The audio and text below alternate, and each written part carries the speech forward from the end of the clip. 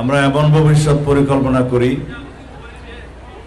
যা আমাদের নতুন প্রজন্মের জন্য, তরুণ প্রজন্মের জন্য উজ্জ্বল ভবিষ্যৎ বিনির্মাণ করবে। আমরা এমন পরিকল্পনা করি যাতে আমরা সুপরিকল্পিতভাবে এই দেশটাকে সমৃদ্ধির দিকে এগিয়ে নিয়ে যেতে পারি। তার জন্য শিক্ষা ব্যবস্থা হচ্ছে সবচেয়ে মৌলিক ভিত্তি, যে শিক্ষা ব্যবস্থার সুষ্ঠু পরিকল্পনার মধ্য দিয়ে জাতিকে এগিয়ে নিয়ে যাওয়া যায়, জাতীয় সমৃদ্ধি অর্জন করা যায়। সেজন্য আমরা শুধুমাত্র ডিগ্রিধারী বেকার সৃষ্টির কোনো পরিকল্পনা করছি না।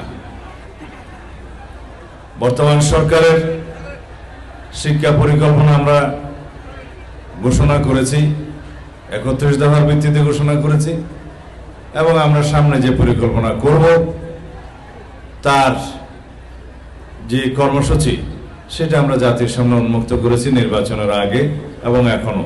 তা হচ্ছে 200-র বেশি সার্ভিস ও ফিচারে লেনদেনের সব বিকাশ অ্যাপে সম্ভব। আমরা কোনো বেকার সৃষ্টির জন্য শিক্ষা ব্যবস্থা প্রবর্তন করব না। সবাইকে কর্মক্ষম হাতে পরিণত হতে হবে এবং সবাই নিজের এবং দেশের জন্য একজন দক্ষ নাগরিক হিসেবে গড়ে উঠবে। সেজন্য আমরা প্রাথমিক স্তর থেকে শুরু করে উচ্চ মাধ্যমিক পর্যন্ত এই পর্যায়ের শিক্ষা ব্যবস্থায় আমরা বলেছি ভোকেশনাল ট্রেনিং সবাইকে নিতে হবে। যে কোনো একটা ট্রেডে যেটা সে পছন্দ করবে, কারিগরি শিক্ষা নিতে হবে।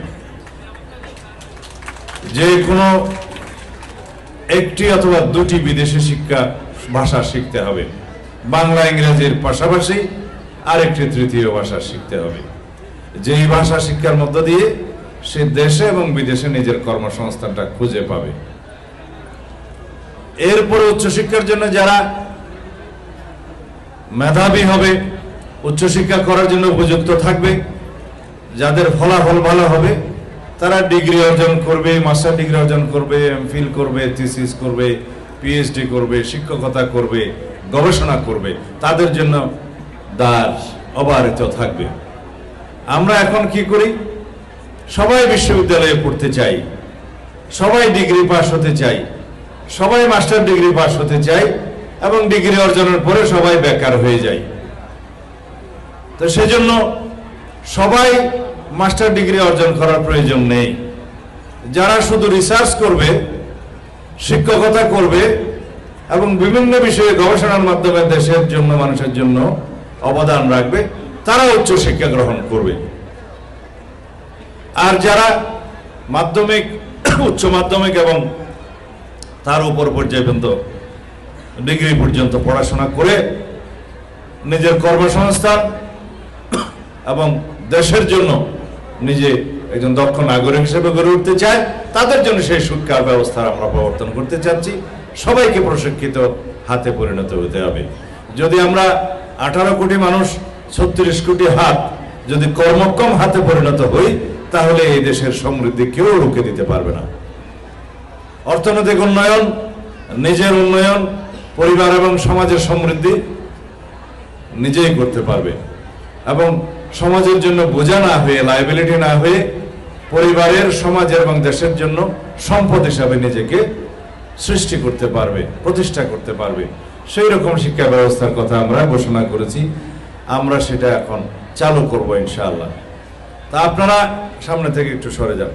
আপনারা যদি সেই রকম পরিকল্পনার প্রতি সমর্থন থাকে, আপনারা দয়া করে সরকারকে সহযোগিতা করবেন পরিকল্পনা বাস্তবায়নে। আপনারা সবাই ঐক্যবদ্ধভাবে সহযোগিতা করবেন।